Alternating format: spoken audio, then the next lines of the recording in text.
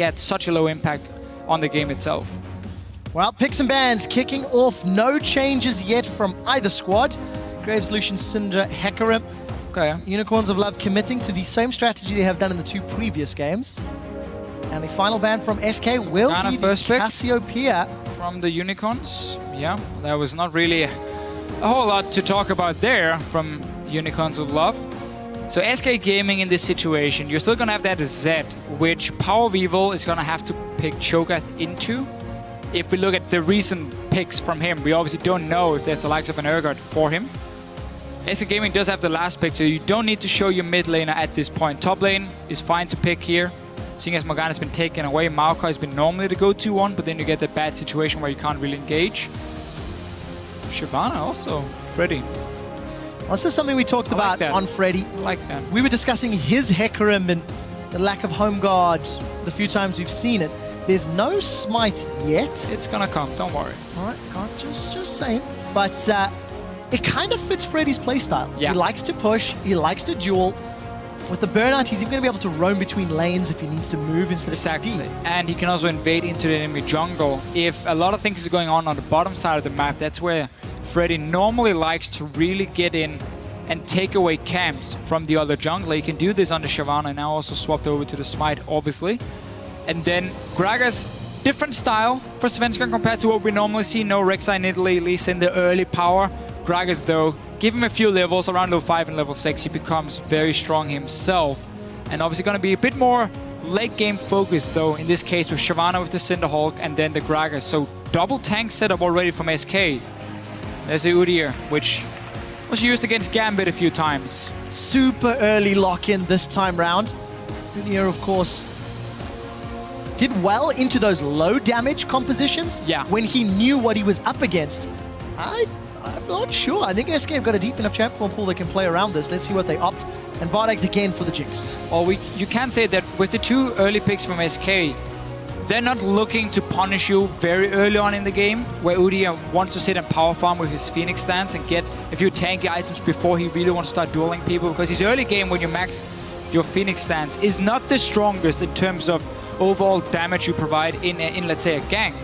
That's where Gragas is going to match him fairly well, so that makes sense for Kikis. He doesn't have to worry about being invaded by Nidalee or Rek'Sai, which will destroy him in the jungle from Svenskan. So just make the pick okay for him. Let's see what he can pull off. The Jinx is still there. You got Morgana Jinx combo, the burst, the double CC, a triple CC in this situation for the Unicorns of Love, which they're running every single game. We're back to game 1 in the bottom lane matchups. Same duo lanes this time round. Yeah. Quick recap of what happened. Difficult time with that Black Shield for Enrated. That is true, unless he makes sure he gets the Black Shield used and then he has the bubble ready beforehand. What happened last time was Svenskan came down on Rek'Sai with a very early gank, which put Forgiven and Enrated in a very good situation. They kept pushing the lead in that lane, had quite a CS lead. And then we hit level 6 on Jinx Morgana. We had the all-ins, we had the TPs, and that turned it around. Vardex picked up like 3 fairly early kills for himself, so despite losing in farm, he got so much gold from the kills. And Power of Evil on Orianna, the champion which Gambit decided to gift him 4 kills at 16 minutes. 6 minutes later, 22 minutes, he had a Death Cap, a Void Staff, and an Athene's. He was the most fed Orianna I've seen in a long, long time. SK Gaming is not looking to do the same. That would be pretty bad at least. Interesting for Chachi, opting into the Scion over the Maokai, despite it being available. There's a very heavy, beefy front line. There is team fight power. It's a kite comp. There's a lot that Unicorns can do with this comp. Yeah, the reason he goes for Scion here, not the Maokai, is with Scion you can kite back with your team and you can use your Q to kind of zone them away, because you always have to respect that knock-up that comes in. You have to slow from your E as well. So Unicorns of Love here, same comp they ran against Gambit, almost the same at least. Very kite focused. I think it's identical, honestly. You have Orianna, Morgana, disengage, kite back. You got Udyr, which main job is to run around and just hit people in the face and allow you to kite. He's not going to solo out your AD carry. He's not going to be a main engage either. No, he's kite, kite, kite. Unicorns has built a composition that is very slow at scaling up, but once it hits its power spike, the big team fights is so tough unless you get onto one of the carries instantly and kill them, because otherwise they're going to kite you for days and they have so much sustained damage through Orianna and Jinx. Well, for SK Gaming, they're going to be locking in that Cho'Gath for the mid lane. We'll be seeing that for the first time on Fox, the split, gaining some popularity. Like that. And tell me why not. Cho'Gath is really weak against comps that can kite him, where he doesn't have the all-in potential, because in order for him to one-shot a target, well, then he needs someone who jumps in towards him, let's say an Ahri, who goes in near him. He gets to silence them, eat them with the feast, ignite, and you kill them. In this situation, you're going to have Orianna and Jinx sitting very far back. You're even going to have a black shield to stop his Q from even connecting. And this simply means the Cho'Gath can get kited around by the Orianna slow, by the Udyr stunning him over and over. You never want to use your combo on Udyr or Sion in the team fights. So it's going to be very tough for him to find the right target unless you get a very good flank from the likes of Shyvana or Gragas that basically pulls someone near you. Then you get your silence, then you get your feast, and you get to one-shot them. But for that to happen, you need vision control, and you need the Unicorns of Love to put themselves in a bad situation. Well, if there's anybody that's going to find those flanks, it's going to be Sven, Skeren, and Freddy. There's your team comps, Shyvana and Gragas. Hashtag SK win, hashtag UOL win. UOL, 90% of the fan vote in the previous game. Let us know who you think will bring this to match point as we load up onto the Rift for the third time today, and the only time the Unicorns will be sporting the blue colors. Just such a pity they did not pick Udyr in this game. Not falling for it this time. Jat was so disappointed that we missed that joke. That was such a bad moment. And we were so embarrassed. Honestly, I thought it was going to be 2 tweets, and he was going to say, oh, a shame they didn't pick Udyr in game 1. I was like, ah, ha, ha, blah, blah. And then it was a joke. We completely missed it. Anyway, that was a sad moment of the life of Trevor Quickshot Henry and Martin Leffischulin. Because you were on it too. You didn't get the joke either. I did not get it. The only thing is you looked worse because I read the tweets and then you kept talking. But yeah, I did not get it at all. All right, Techno. Let it breathe. And around the world, 100,000 people started bobbing their heads. My producer's saying he did. Ah. Damn, I like that. Some guy in the audience was like, boo, I like you. You deserve a high five. Defensive start, no deep wards, no invades. Standard Are we expecting lane swaps yet, Officio? No, we're going to get standard lanes as well. Obviously, because we're in this current meta where you take everything away from your jungler, we're going to have the bottom lane take one camp, we're going to have the top laners take another one, and the poor junglers is going to sit back and do nothing.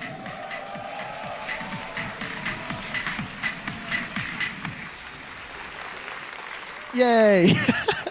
So let's find out which jungler can make the most of the early game. I'm so surprised about this Cho'Gath pick, because whenever I talk to some of the mid laners in the LCS, they're like, yeah, we never want to pick him if we can get kited around, if there's not like a clear target we can one-shot.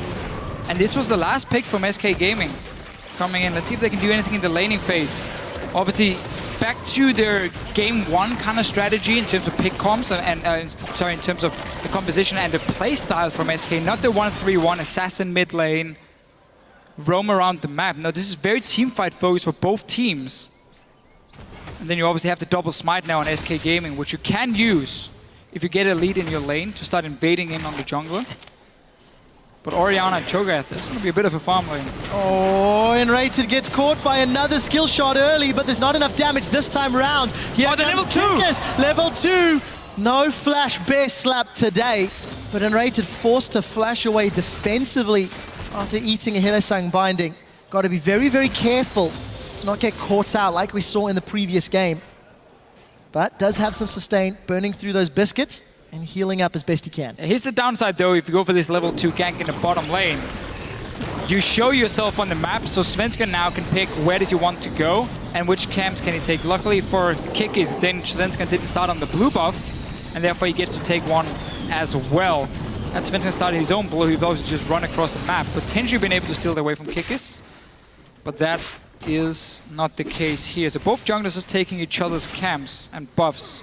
One extra one here for Sven with the Grom still alive on the top side.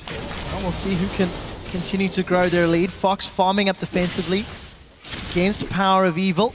He's using that command attack just to bully the little miniature Cho'Gath. Of course, Cho's passive is going to keep him relatively well sustained, so not feeling the pressure yet. Carnivore powers, and we do see the wave being pushed back, means Power of Evil no longer at risk of pushing past his own river. And we're most likely going back to the game one fairly passive early game in terms of what we expect to happen. There's a lot of fights going on, but none of the laners have any clear-cut kill pressure on each other. Farm lane in the mid lane, you got that shield from Orianna, you're gonna go for Athenes, so the one-shot potential of the Cho'Gath goes down. In that sense, Vardax and Hylissang, they want to wait for level 6 before they start going for any all-ins. And of course, the two big tanks in the top lane should never really be at a threat of dying to each other either. It's going to be about the junglers instead. Sven already got an early pink ward. As always, focus on the bottom side. Leave Freddy on his own on these tanks here. You want to secure your mid and your bottom lane. First gang on to Power of Evil here. Svenskeren bringing presents, and it's going to do a little bit of damage. I did think more was going to happen. Power of Evil able to block a lot of that damage with his Command Protect. All of a sudden, Kikis almost ran into Svenskeren. Still got his flash available, level 3 this time round. Didn't get a sweeper on and the first Turtle. back. There's no flash for Enrated, but Kikis is right on top of a ward.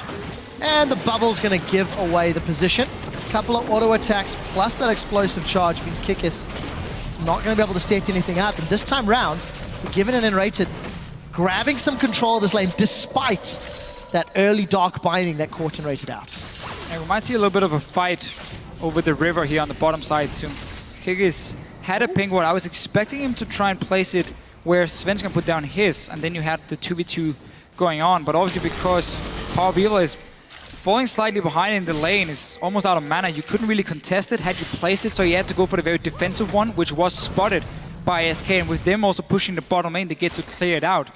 So this is simply because of their lane match, or because of the matchup in the middle lane going in favor of SK, then Unicorns of Love had to go for defensive first pink. It's the small things, but it matters.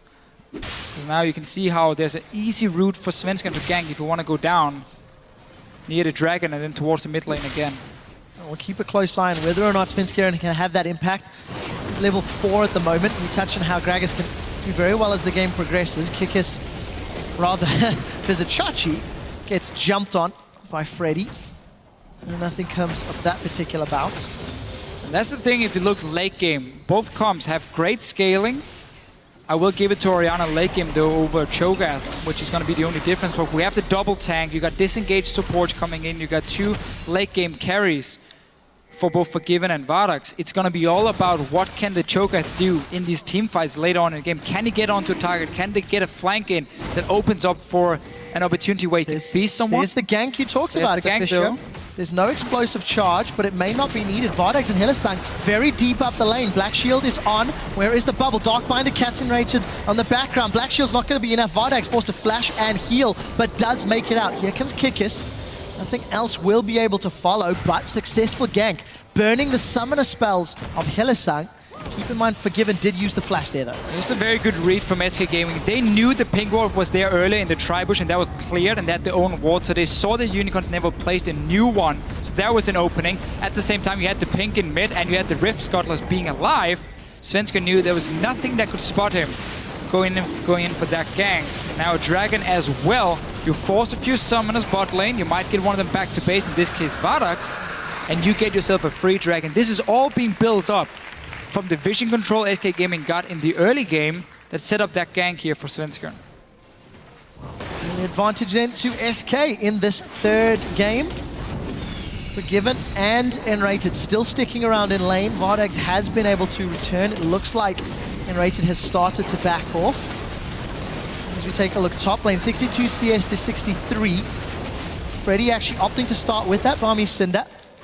Get some more AoE, get some more wave pushing power. And we're just going to continue to farm up.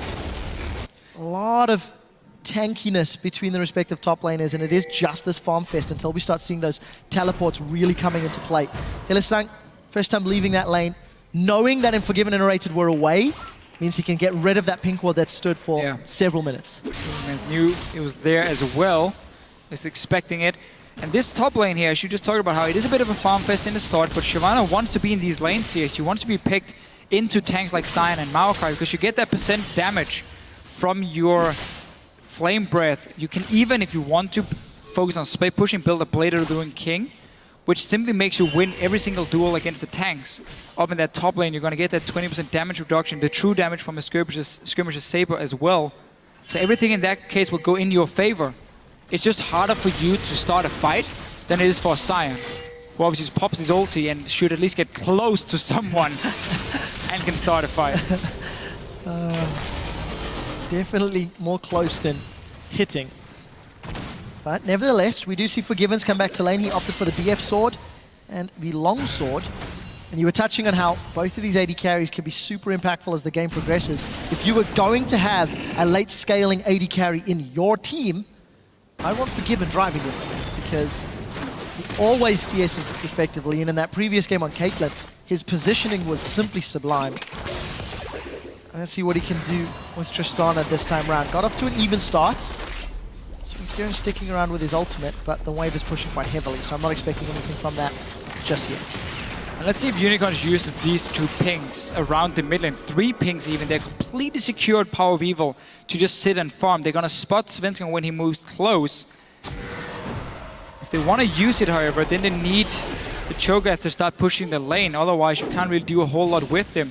Not even going to be able to contest it because Kigis was back in base. So Svenskeren gets the first one for himself.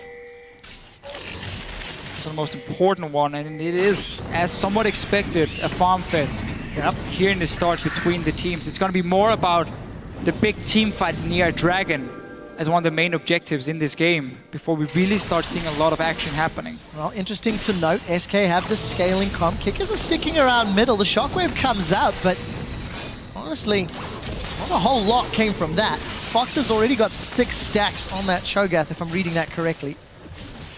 A lot of hit points to burn through, 1,900 at level 9. Very, very beefy indeed. And of course, in game 1, SK picked a scaling team comp. It did not work out effectively for them then. And the reason it's interesting to note is it is a departure from the traditional split games, the style that got them to 15-3. And we'll see if they can handle themselves better now in this 3rd game in a best of 5. Freddy talked about in the opening feature here, saying we have more than one play style. And they are showing here, they're not just relying on assassins and 1-3-1 split pushing. If it works for them, that's what we're going to have to see later in this game here, if they could pull off these team fights at all. Hylissang not connecting. No, not this time around. Very even most lanes. SK, though, as we tend to see them, do get a small CS lead. I mean, Forgiven against Vardax. Forgiven's average CS at 10 minutes compared to the other AD carry over 18 games in the regular split was plus 12 for him. So he was on average 12 CS ahead at 10 minutes. That's insane. Nobody was even close to him. I think Freeze was like number 2 and he was like 4 CS ahead at 10 minutes. Vardax was on average down 4 or 5 CS. So obviously it's a bit of a mismatch in terms of AD carries in the laning phase, and as we often see, Forgiven is ahead. Not by a whole lot. And now we have to see if Hylissang and Vardax can go for some of these all-ins. Statistically, it's going to grow because at 20 minutes, Forgiven gets to 23 CS ahead. Vardax falls 16 CS behind. That is a very, very large disparity. But no kills just yet. Still waiting for first blood. And despite that first Dark Binding earlier, Hylissang has not had the same level of impact that we've come to see. Power of Evil out of mana, just using that shockwave to try and get some pressure on Fox, or try to keep him behind, but really not in a great position at the moment. No, and these ping wards here being placed from the Unicorns, invested a lot of gold into them. Judge is smacking into the wall. I think he was expecting a bit of a dive. He may be taking damage from the W of Freddy and then trying to stun him on the tower. But these ping wards here that you invested gold into from the Unicorns of Love have done nothing. They haven't been able to defend them whenever Svenskeren cleared them out.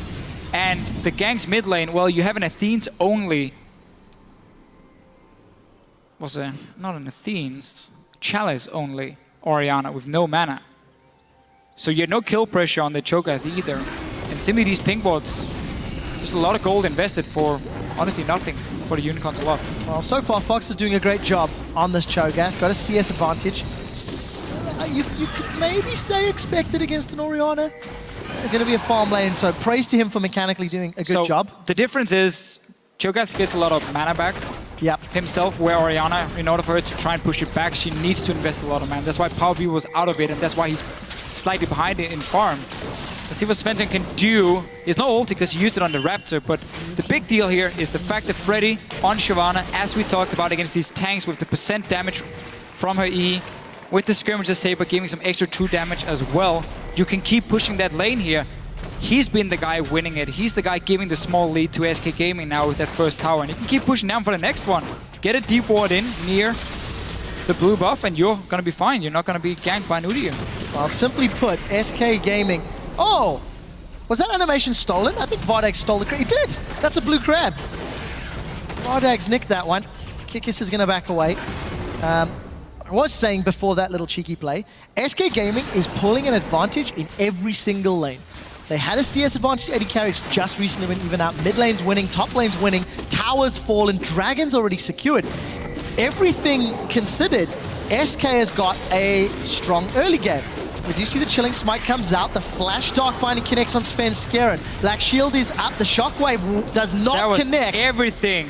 As Svenskeren body slams over the wall, didn't even need to flash, but they did get Fox's flash thanks to the Dark Binding. But this gives SK Gaming now an opening to start their dragon if they want to. They know there's no ulti on Power of Evil. He's no mana either. Blue buff is alive, so if they see him leave the lane, they might just expect him to be at that blue buff, and then you can once again go for the dragon when you know he's on the opposite side of the map. There's a lot of ultis invested. Flash as well from Hylissang onto Agragas, who just body slammed the wall. Yeah, managed to get out clean. Shockwave maybe a second late. Here's the dragon, here's the Orianna on blue buff. As you touched on in the previous game, in fact, Fisher. Once the team starts blue, they forego control of the pit. Especially when their mid lane is out of mana, he doesn't really have a choice. He can't fight. He needs that blue buff to sustain himself. Oh, Super Mega Death Rocket went in a little awry, despite even having vision. Svenskeren was just able to sidestep that one, so ultimates and cooldowns being blown. And it's SK that secured Dragon number 2 at 15 minutes. That's relatively early if they want to go for the 5 Dragon victory. They do have great control and they do have great team fights in that pit, especially considering UOL ideally want to be kiting back, as you've highlighted many times in picks and bans. It's going to be the main objective of their compy, and then you wait for Hylissang to land a binding, and you pile all this CC just onto one guy. Freddy even took the blue buff away from Power of Evil. SK Gaming is a bunch of bullies. Power of Evil is not having a great time. Definitely not. But on an Orianna, you kind of expect that. It is a champion that scales up.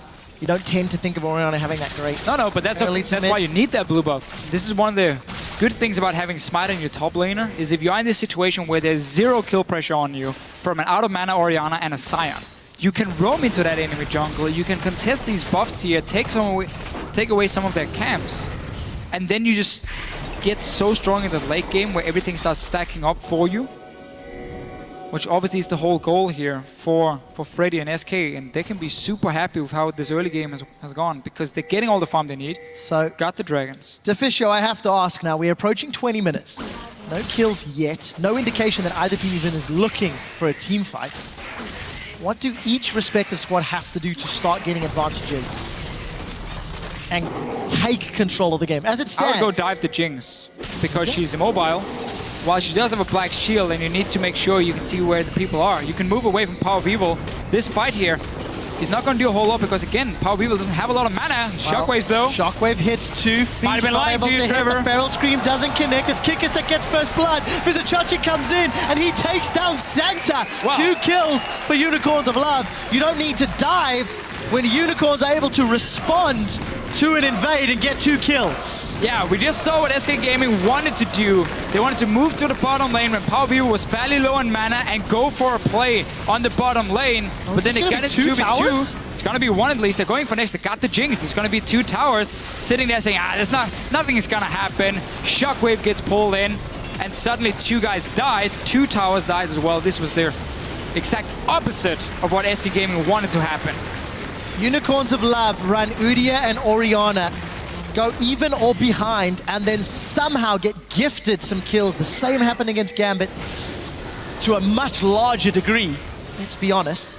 But SK trying to just ward up the jungle, and it's Unicorns that responded. Talk me through this one. Right, so basically what's happening here is SK sees Power Weaver being low on mana. They think they can make a play on the opposite side or down the bottom side of the map where he won't be able to roam down with them. But because they're just running around in the damage from Power Weaver and of course the damage from Kikis with this Phoenix Dance, when he gets enough time and he has a Cinderhulk as well, he will slowly get you down. And we saw why Cho'Gath has problems if he cannot get that one-shot combo off. It was flashed away, there's no damage on Power Weaver. Fight for unicorns. And that's something you highlighted as a major factor in picks and bans, not liking the Cho'Gath because he doesn't want to use Feast on an Udyr. He doesn't want to use it on the front line of Udyr and Cyan. And if he doesn't have Flash, he's gonna get stunned and slowed on the way to that back line of Unicorns of Love late game, and he's never gonna get a target to Feast. That's one of the reasons, but I think what SK were doing, they could have done it 30 seconds later.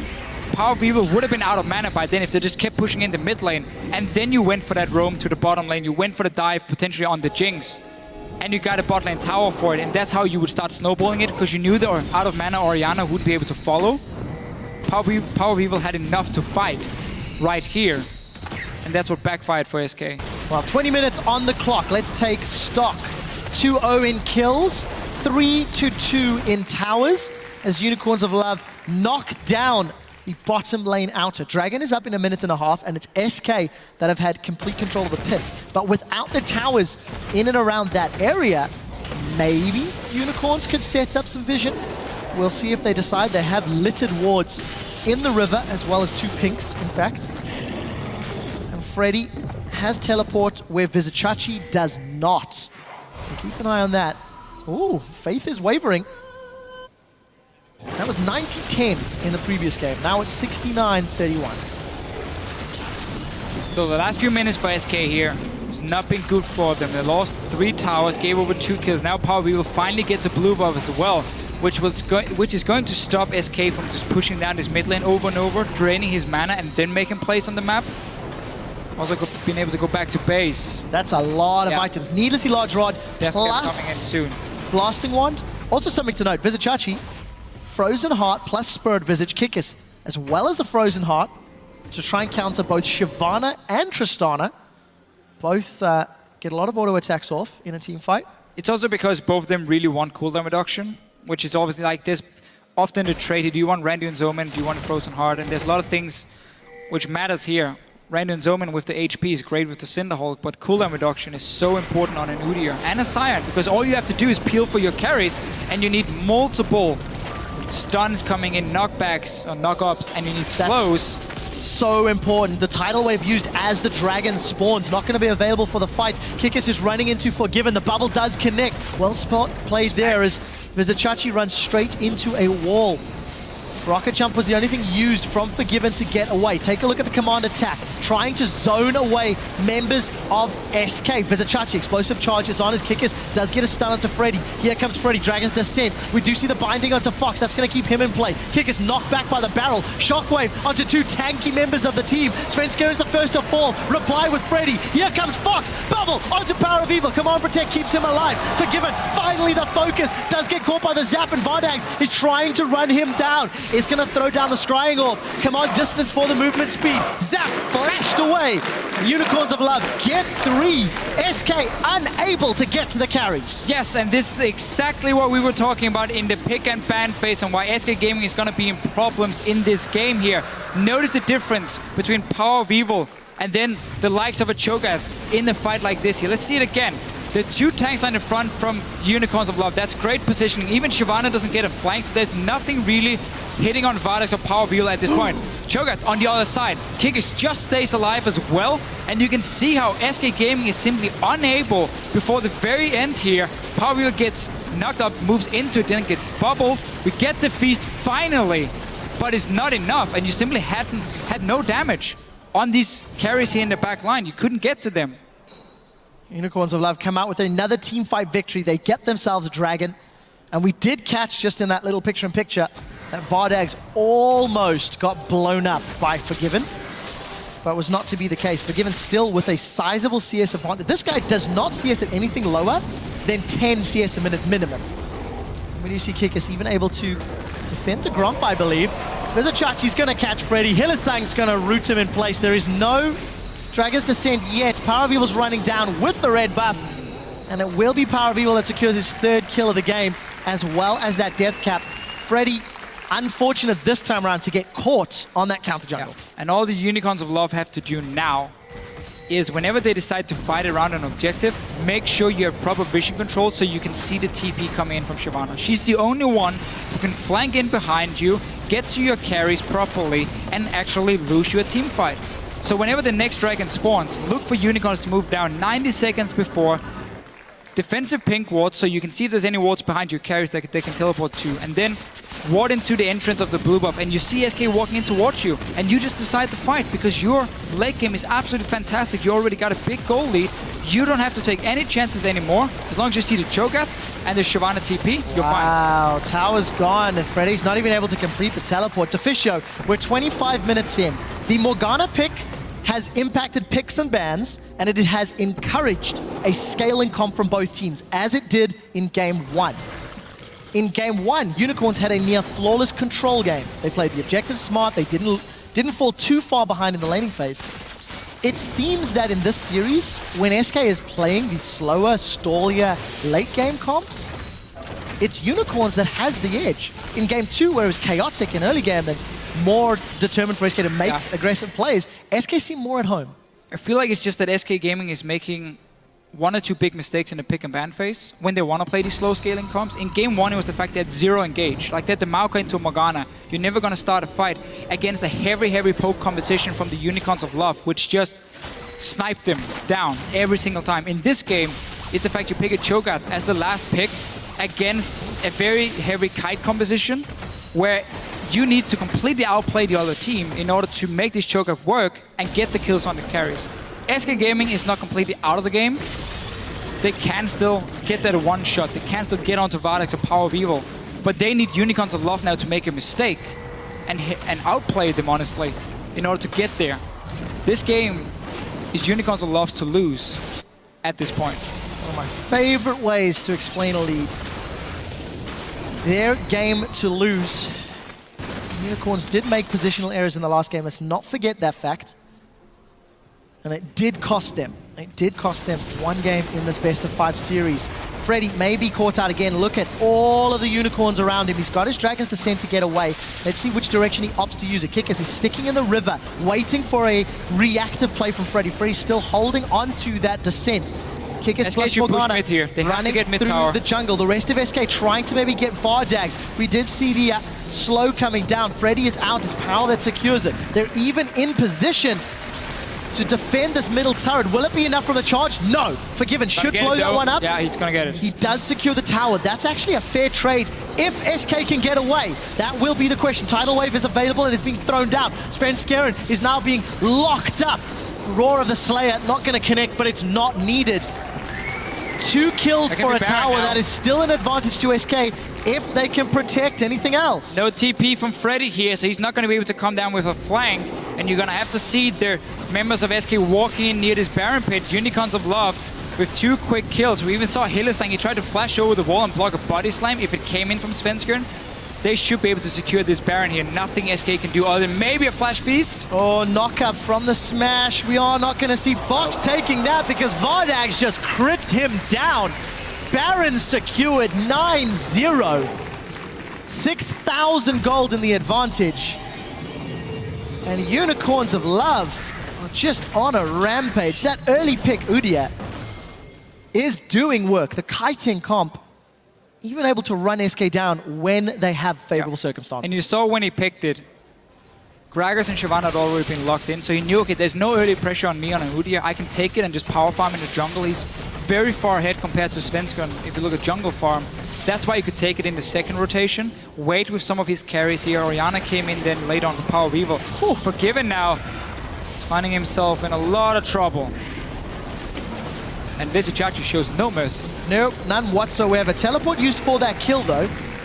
Relatively big investment. Freddy's got his available. We do see him pushing top lane. The rest of Unicorns all grouping in the bottom, with the exception of Power Evil, who's shoving out middle. Remember that middle turret dropped a long time ago. Svenskeren plus Fox, they're looking for Power. Power's still got his flash available. The dissonance speed, he's able to move away. Sven is on the turret in that top lane. The rest of Unicorns on the bottom lane. Kikis is tanking this one up. They should trade in a turret for in a turret. But now look, Hylissang has gone to help out Power of Evil. Power of Evil's been caught by the Ignite as well as the Feast. Everything Fox was used, yeah. is now in trouble. Command Protect is going to allow Hylissang to stick near Fox. The Shockwave plus Ignite, that should be Fox going down. Oh, it's going to actually sustain just a little bit through. Rocket! Love it, man. From all the way in the river, Inhibitor Turret is now the focus. SK are split.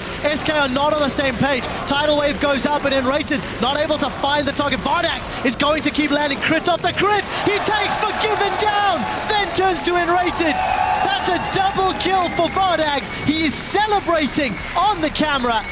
And Svenskeren may be the next one to fall. Unicorns of Love taking out 2 inhibitors here. They've got Baron empowered minions. They will set their sights onto the Nexus and they look to take the series 2-1. Not giving up a single kill. Hylissang 0-0-10. Morgana is so impactful in this series. I'll let the crowd sing it for us.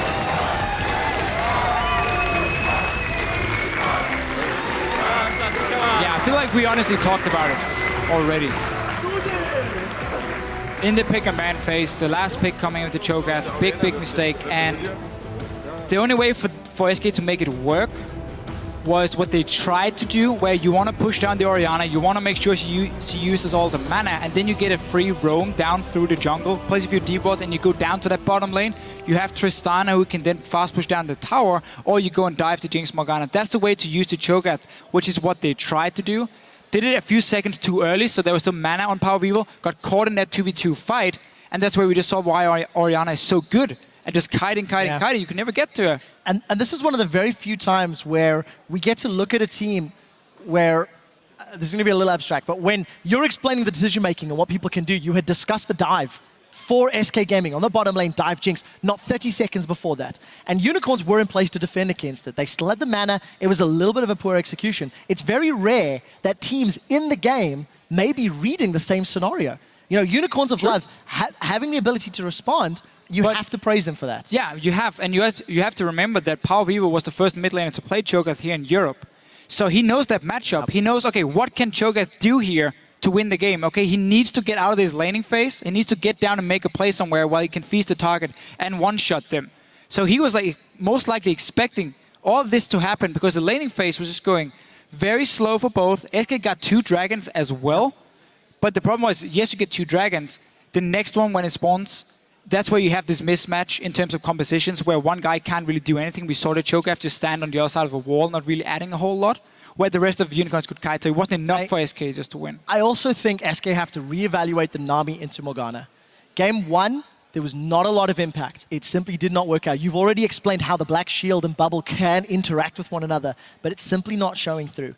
And I feel there was some fantastic anti-engages in the mid-game in Game 2, but Tidal Waves had little to no impact. Bubbles, yes, look, the team fell behind. So, of course, as a support, you're not going to be game-changing when your whole team's behind. But I feel when you've got a player like Enrated who can engage, maybe they need to look at something else to see what they can do in that role. When it comes to that Morgana and Nami thing, I think it's more about the AD carries in this situation, because you pick Tristana, who's so weak in the early game, and the reason you pick Nami next to it is to give her somewhat of a safe laning phase, because Nami's so good in that lane. If you pick Nami and a Caitlyn, that lane is yours. You destroy it, because whenever Morgana Black Shields as well, especially in the early levels when it's only rank 1, you got rank 3 in your W from the Nami. That even breaks the Black Shield. Then you bubble after, or you just buff up your AD carry. So it's more the AD carry picking, making Nami have a very boring laning phase, I think it's fair to say, more than just the support picks themselves. Well, we'll find out whether or not the teams agree with that as we get into Game 4. But before that, let's check in with the analyst desk for a look into Unicorns' win that brings them to just 1 game away from the Spring Split Finals.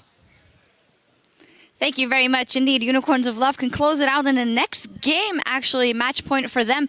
They were talking about the Nami for Enrated, maybe going to a different pick, the AD carries. What did you identify as the main problem for SK Gaming, Dentist? Well, I don't think that the AD carry was the main problem, but the playstyle was just playing into the favor of Unicorns of Love. They tried to go for, first of all, the laning phase was very slow. It was a very slow and steady game where no one could really take an advantage.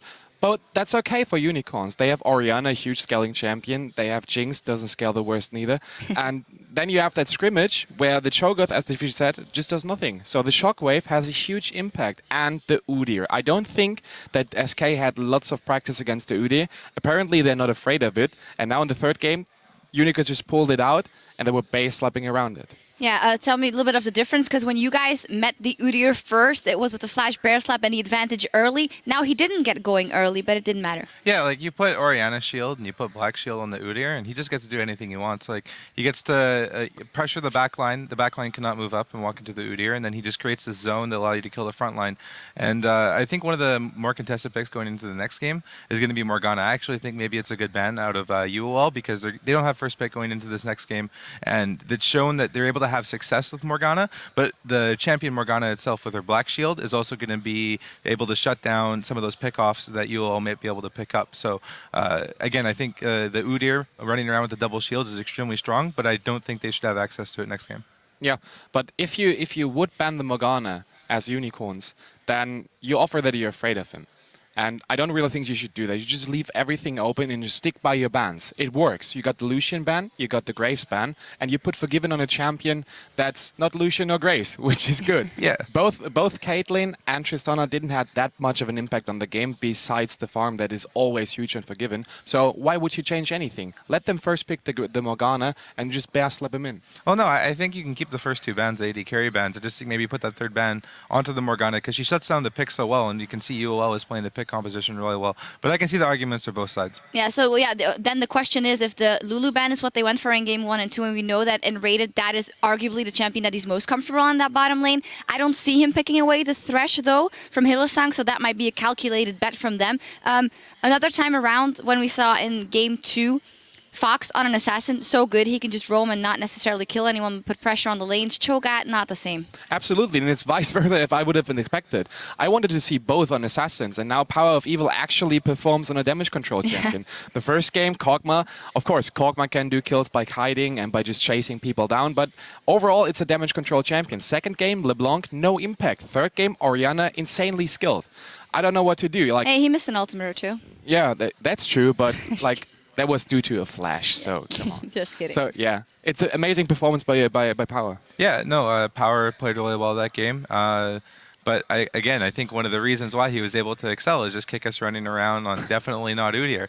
Just being able to create that zone, and you can see it in a lot of the fights. It's just they can't move up because the Udyr will just bear slap them. And when you're able to create that zone, your carriers are just so free, so comfortable because they know they have that zone just to get their moves off to make it happen. Yeah, the cool thing for me, if we take a step back from individual players for the Unicorns of Love, is the fact that we say they always go in and all in, and that they don't listen to our advice at all, which is good because they just slow it down and let SK in the end make the mistakes, which is also not something I expect out of SK Gaming. Like normally they come back with that good dragon control, but they couldn't get that ball rolling either. Especially Freddy was having a very weak performance on Shyvana. Like first of all, if you pick Shyvana without a flash, then you're very easy to pick off. And he was taking routes where it was very easy for the Udyr to just walk by, and then once he slapped you once, there's no coming back without a flash. And also he had 2 teleports where the turret was already down. Like you wasted 2 opportunities to make a play on this. For me, at that point, they already gave up. Yeah, I think if SK is going to win this series, Freddy has to really step up because even in game 2, he's walking through unwarded jungle, not really playing to the level of play that you need to win a semifinal series. So I think if SK is going to come back into this, Freddy really needs to step up his game. Yeah, and that's Shyvana with this. It almost feels like of course, you wouldn't play Shyvana if you couldn't take that smite and have that advantage, but still, it doesn't do all that much here in Europe. At least it hasn't worked, so maybe they should move away from that completely. It's kind of being baited into, oh, it works with smite and skirmishers, let's do it. I have never seen a Shyvana or like a smite top lane in skirmishes because we stopped scrimming when we got thrown out. But it has to no work. dedication. That's you gotta no keep dedication. scrimming. No. But I mean, it has to work in scrimmages, and it has to be amazing in scrimmages because otherwise, I wouldn't see no reason why yesterday we saw it ban out all the time, and today it gets picked whenever it's open. So I don't know. It has to be good. It has to be. It has to have something that is very special. I don't see it. Yeah, I don't see it either. Like game 2. Vizicachi wasn't too impressive on it, and again, this game it did nothing. So we're gonna, if they pull it out again, I want to see it do something because it hasn't done anything. It's just been useless. Good point, actually, for either top laners, maybe not making as much as an impact that we've come to expect of them. Yeah, I was hoping Freddie would go for the style points, like, oh yeah, you can't play this champion, I'll show you how to play it. But he can't play it either, apparently. It was the idea. Oh, okay, well, shots fired. Before we take a break to set up for Game 3, let's hear what you guys have been talking about on Twitter. Earlier, we asked, what is your favorite pro champion combo used in the playoffs so far and why? And here's what you think. Our first tweet is from @EtheringtonP. Flash Bear Slap. Kikis on Udyr was amazing. Wow, the game couldn't have been better because this tweet fit. Absolutely. Udyr is a fun to play champion. I wish he would have picked it up. I get it. Our second tweet. But you still want to say something? Yeah, that was of course. great. You should have done the drive-by. It's not a drive-by. Udyr is a great champion to pick up. Like, no one knows how to play against it, and Kikis is just a master of the champion. He knows exactly how to maneuver with that one, and it just makes perfect sense. Yep, beautiful. Our second tweet is from @Sunford22. Definitely Febivin on LeBlanc. He's just insane on this champion. He always wins lane and transitions well to mid-late. He was also our MVP, so... Yeah, he just has a strong understanding of the champion and what you need to do on it. Like, LeBlanc, a lane bully, able to get the roams off the ethereal chains, very strong ability, able to lock people down. And he's able to get into those dirty areas and set up his team for the follow-up. And he just plays it really well, and his position on the champion is very, very strong. Definitely. Maybe we'll see that in the final as well. And our last tweet is from @CJX. Hylissang plus Morgana, the Bulgarian sniper. Yeah, just exemplified it. Every single game he has it, he is deadly on it. Nothing more to add. Nothing more to add, indeed. Well, thank you guys very much for sending in those tweets. And remember to keep tweeting @LOL Esports using that hashtag LCS to get in on the conversation. Now, the Unicorns of Love are just one game away from going to the Spring Finals in their very first LCS split. Stay with us and see if they can take it in Game 4 over SK Gaming to force this series to go all the way. Don't try to change something where we don't really need to change something. You played really well the early game, you played it passive. We just need to be a bit more careful later. Yeah. That's all. We do have the confidence boost, guys, but we should get back down to earth and start focusing on the game. Power Weevil doesn't have a lot of mana. Shockwaves, though. Shockwave hits 2 feet. Might have been lying to you, Trevor. The Feral Scream doesn't connect. It's Kikis that gets first blood. Vizicachi comes in and he takes down Santa. Shockwave onto 2 tanky members of the team. Svenskeren is the first to fall. Reply with Freddy. Here comes Fox. Bubble onto Power of Evil. Oh, it's going to actually sustain just a little bit through. Rocket! Love it, man.